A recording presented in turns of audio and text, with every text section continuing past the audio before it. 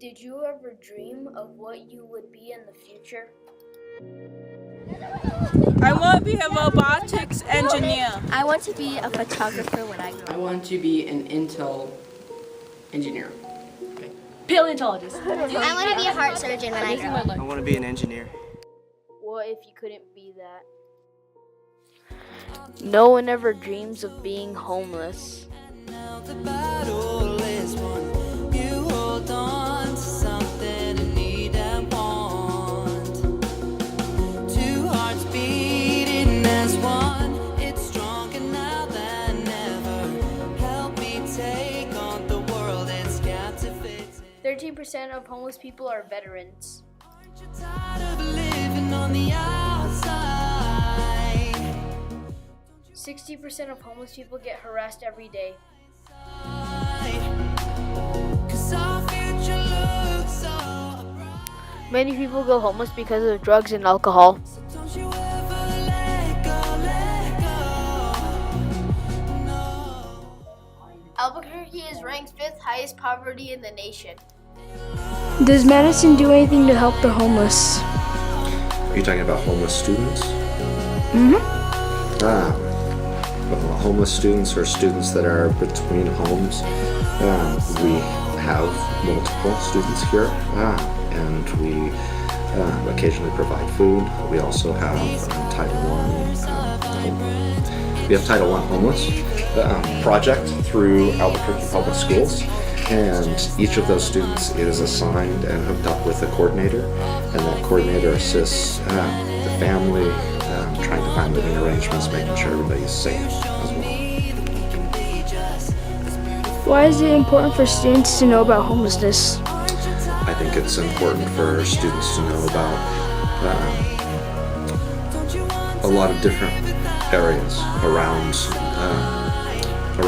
their outside of their own comfort zone. I think it's important for students to know that homelessness and poverty is around us, and it's important for all of us to celebrate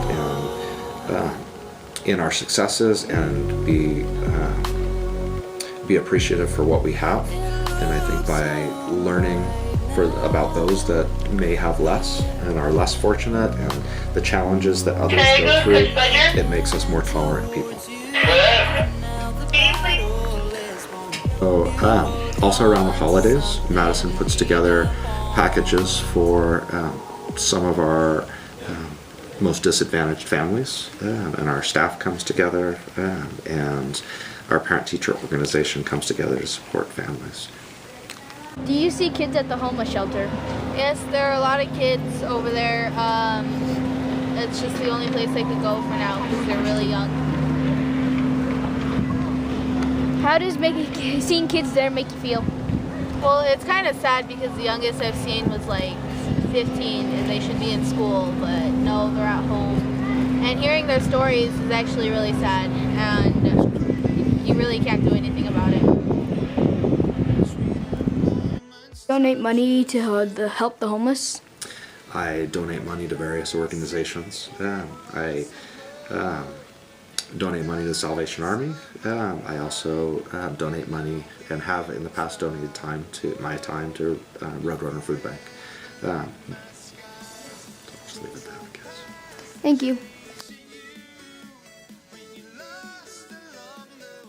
The government puts armrests on chairs to make sure the homeless don't sleep there and to get rid of them. Sometimes the government goes as far as to put a leaning bench to make sure the homeless can't sleep there. Sometimes homeless people have expensive things and they are called fraud homeless. They are only begging to get money because they are too lazy to work. In China, they put spikes under bridges to make sure homeless don't sleep there. Albuquerque has a program called Steel Bridge where the homeless can get help.